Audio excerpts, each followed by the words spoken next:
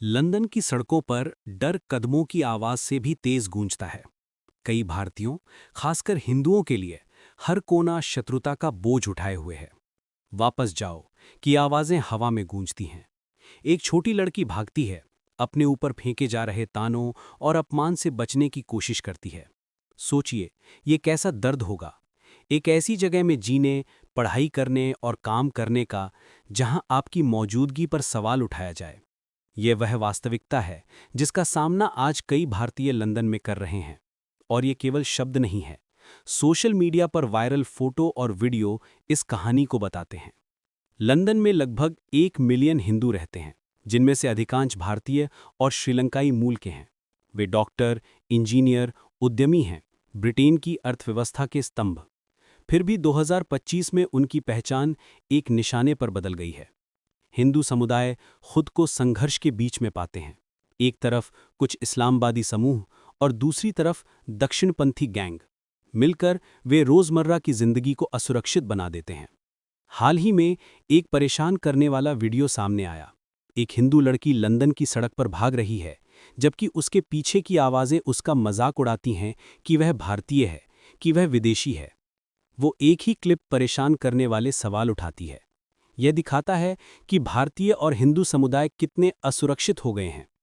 तनाव ब्रिटेन की बढ़ती हुई प्रवासन बहस में निहित है।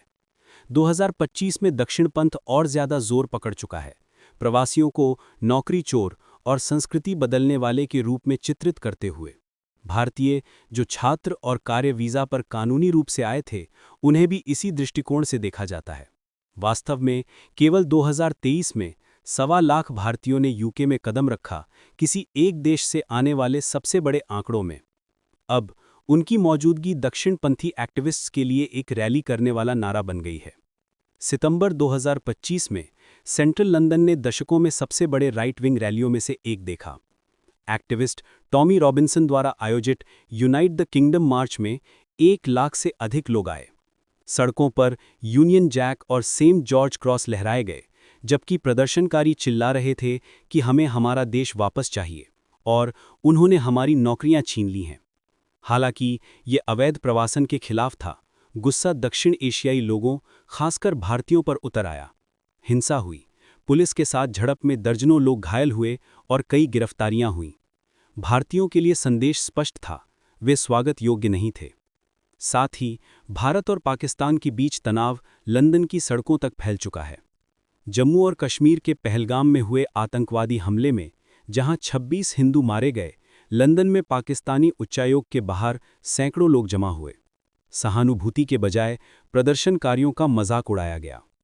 एक पाकिस्तानी अधिकारी ने गला काटने के इशारे किए, जबकि उच्चायोग से संगीत बज रहा था। न्याय की तलाश में हिंदुओं के लिए यह घावों पर नमक छिड़कने जैसा था। विपक्षी प्रदर्शनकारी फिलिस्तीनी झंडे लहराते और हिंदुत्व उग्रवाद के आरोप लगाते, जबकि हिंदू केवल शांति की मांग कर रहे थे। यह ध्रुवीकरण सोशल मीडिया से बढ़ता है। अफवाहें तेजी से फैलती हैं। हिंदुओं द्वारा मस्जिदों पर हमले या मुसलमानों द्वारा मंदिरों पर हमले ज्यादातर अप्रूव नहीं हुए, लेकिन उतने ही शक्तिशाली कि भावनाओं को भड़काएं। ऑनलाइन नफरत सड़कों की हिंसा के साथ मिल जाती है। जून 2025 में 3 हिंदू पुरुष लंदन के पार्क में मारे गए, जब उन्हें विदेशी कहा गया। सितंबर में एक सिख लड़की के साथ बलात्कार हुआ। उसके हमलावरों ने कहा, गंदा भारतीय, बाहर जाओ। वीडियो में यात्रियों को ट्रेनों में अपमानित किया गया या हिंदू त्योहारों को धमकियों के साथ बाधित किया गया। शारीरिक और मानसिक उत्पीड़न के बीच की रेखा धुंधली होती जा रही है। हिंदू समुदाय की ब्रिटिश संस्थाओं पर से भरोसा उठ चुका है। हिंदू नेता अब चेतावनी देते हैं कि उनके समुदाय ने ब्रिटिश संस्थाओं पर भरोसा खो दिया है। यह अतीत से एक चौंकाने वाला विरोधाभास है।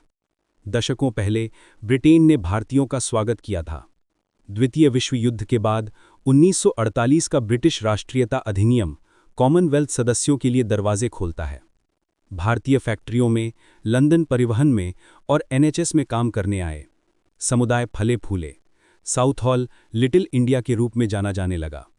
भारतीय भोजन, संगीत और परंपराएं ब्रिटिश जीवन का हिस्सा बन गईं।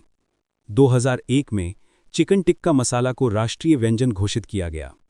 जब 1972 में युगांडा के एशियाई निष्कासित हुए, ब्रिटेन ने उन्हें शरण दी और वे फले फूले। भारतीयों को मॉडल माइनॉरिटी माना जाता था, शिक्षित, मेहनती, कानून पालक। लेकिन अब परिस्थितियां बदल गई हैं।